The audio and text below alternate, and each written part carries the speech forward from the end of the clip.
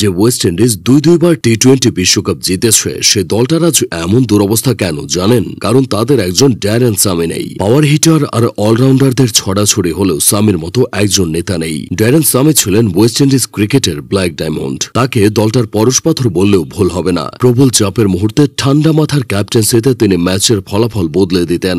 Sami cricket ইতিহাসের একমাত্র অধিনায়ক যিনি জাতীয় দলকে 2টি টি-20 বিশ্বকাপ জিতিয়েছেন। বোর্ডের সাথে বনিবনা না হয় তাকে 2016 সালে অধিনায়ক থেকে সরিয়ে দেওয়া হয়েছিল। এ নিয়ে চাপা অভিমান থাকলেও নিজের দেশের প্রতি তিনি দায়িত্বশীল থেকেছেন। ক্রিকেট ছাড়ার পর কোচ হয়ে আবার ওয়েস্ট ইন্ডিজের হাল ধরেছেন। ওয়েস্ট ইন্ডিজের ড্যারেন সামি এতটাই সম্মানিত যে তার সম্মানার্থে তার নিজ শহর সেন্ট লুসিয়ার বোসেইজের ক্রিকেট গ্রাউন্ডের নাম পরিবর্তন করে ড্যারেন সামি ক্রিকেট গ্রাউন্ড রাখা হয়েছে। তবে এই মানুষটাকেও বিভিন্ন সময় আচরণের শিকার হতে হয়েছে, শুনতে হয়েছে নানা আজে বাজে কথা। ড্যারেন সামি অবশ্য এসব নিয়ে মাথা ঘামাননি। তার চোখে মুখে সবসময় একটা হাসি লেগেই থাকে। দুনিয়ার যে প্রান্তেই গেছেন মন দিয়ে সবাইকে ভালোবেসেছেন। সব সংস্কৃতি আর মানুষের সাথে মিশে যাওয়ার অভাবনীয় ক্ষমতা তার। ক্রিকেটার থাকাকালীন বিপক্ষ দলের প্লেয়ারদের প্রতিও তিনি ছিলেন উদার ও শ্রদ্ধাশীল। সচিন টেন্ডুলকারের শেষ টেস্ট ম্যাচটি ছিল ওয়েস্ট ইন্ডিজের বিপক্ষে। সে ম্যাচে ব্যক্তিগত 74 রানের সময় ক্যাচ তুলে দেন সচিন। তার ক্যাচ তালুবন্দী করে কিংবদন্তির বিদায়ের মুহূর্তে বিমর্ষ চেহারায় হাঁটু গেড়ে বসে পড়েন ড্যারেন সামি।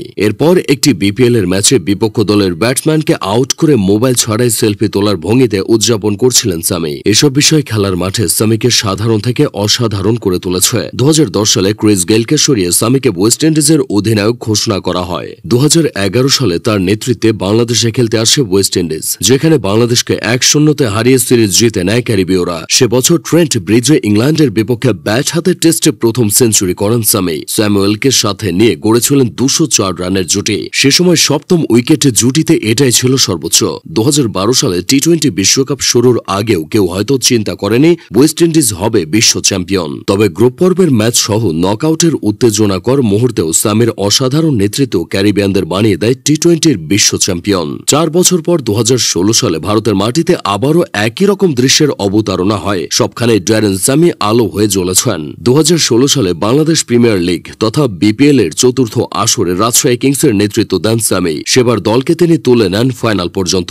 ফাইনালে ঢাকা ডায়নামাইটসের কাছে হেরে গেলেও পুরো টুর্নামেন্টে জুড়ে সামির নেতৃত্ব ছিল প্রশংসনীয়। পরের মৌসুমে রাজশাহী কিংসের হয়ে খুব একটা সুবিধা করতে না পারলেও কুমিল্লা ভিক্টোরিয়ান্সের বিপক্ষে 14 বলে 47 রানের এক ঝলমলে ইনিংস খেলেছিলেন তিনি। আইপিএল এ সামি খেলেছেন সানরাইজার্স হায়দ্রাবাদের হয়ে। পিএসএল এর নেতৃত্ব দিয়েছেন পেশাওয়ার জলমির, যে দলে তার সঙ্গী ছিলেন বাংলাদেশের তামিম ইকবাল এবং সাকিব আল হাসান। ড্যারেন সামির পুরো নাম ড্যারেন জুলিয়াস গারভেস সামি। 1983 সালের 20 ডিসেম্বর উইলসন সামি ও ক্লারা সামি দম্পতির ঘর আলো করে জন্ম নেন তিনি। শৈশব থেকে সামির মধ্যে অমায়িক ও মার্জিত আচরণ লক্ষ্য করা যেত। স্বপ্ন ছিল ক্রিকেট খেলবেন, একদিন জাতীয় দলের জার্সি গায়ে জড়াবেন। সে স্বপ্নটা পূরণ হয় 2004 সালে। ওই বছর অভিষেকের পর তিনি চ্যাম্পিয়ন্স ট্রফির স্কোয়াডেও সুযোগ পেয়ে যান। সেই টুর্নামেন্টে ইংল্যান্ডকে হারিয়ে চ্যাম্পিয়ন হয় ওয়েস্ট ইন্ডিজ। পরে 2007 সালে ওল্ড ট্র্যাফোর্ডে ইংল্যান্ডের বিপক্ষে টেস্টে অভিষেক হয় সামির। অভিষেক ম্যাচে তিনি 56 রানে দিয়ে তুলে নেন 7 উইকেট। বাকিটা তো ইতিহাস। ব্যাট প্যাড তুলে রাখলেও সামি ওয়েস্ট ইন্ডিজ ক্রিকেটের সোনালী অধ্যায়ের সাক্ষী হয়ে আছেন।